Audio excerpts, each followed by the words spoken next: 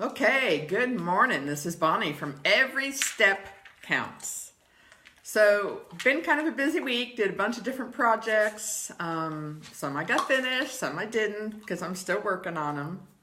So one of the projects I did this week was working on new doggy doors because my old doggy door has been letting in a ton of air for years. And I just kind of let it go and I didn't change it.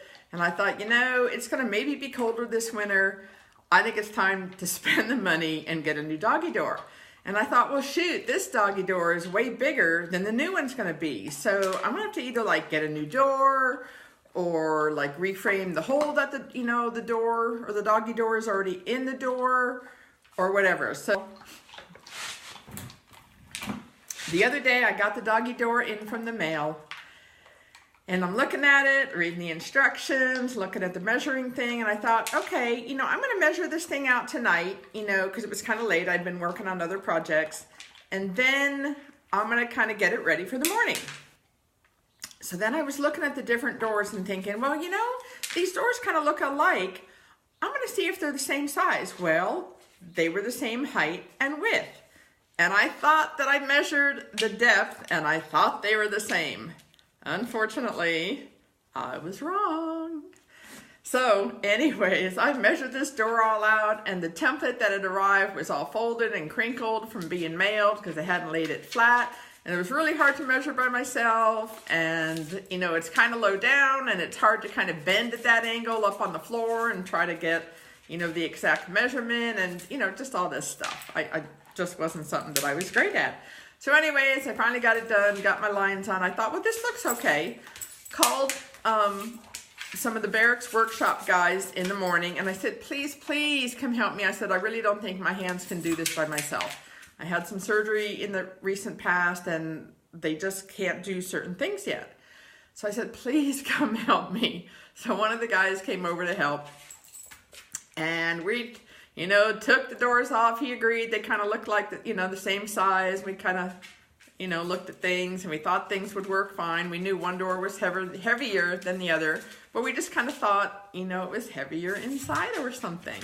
So he didn't measure the depth of the door either. So, we're cutting things out. We had placed it up on the picnic table, getting a new door in, and it was not a great design for the door itself. It kind of had the screw hole. Well, it didn't have much of a lip, and I'll show you here in a little while what I'm talking about. It really didn't have much of a lip. And where they have the little part that the screw kind of goes into the plastic, and again, I'm going to go over to that area here in just a few minutes and show you.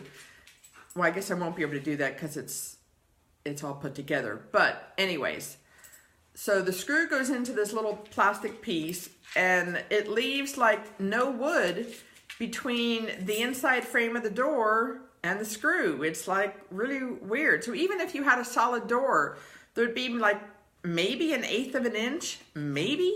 And I'm not even sure it was 1/8 of an inch, maybe a 1/16. That part was really not a good design. It does seem to be working fine. Hopefully it'll stay fine. I guess if it doesn't, I can kind of anchor it later with some screws in the frame. So we went to go put it up, and it's oh my God, this door is not going to fit. It's oh no, I made a huge mistake. I was so thankful I had help. Oh my gosh.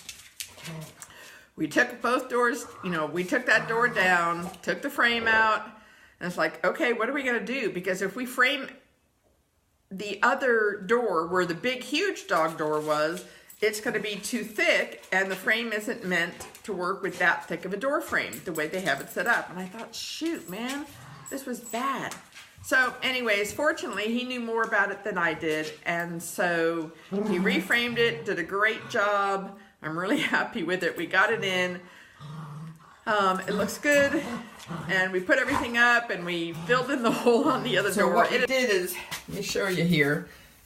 They have these the screws go right here, and then there's a thick plastic piece is what you screw into from the other side.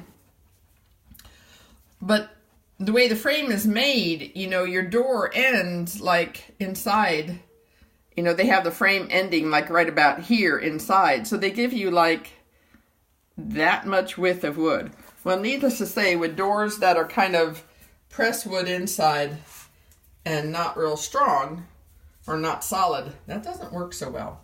But anyways, if they had made this frame deeper, it would have been a whole lot easier. And I don't know why they wouldn't do that, because these aren't cheap dog doors anyways. And yes, I know it's cockeyed.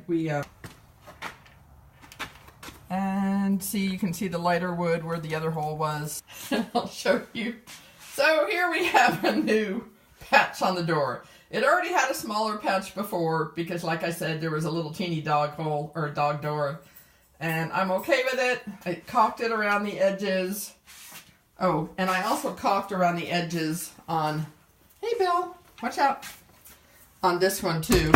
You know, and yeah, you can see some light. You actually can't see it that much with this camera, but you can see some light. So there's going to be a little bit of draft, but it's so much less than before. It kind of flaps down there.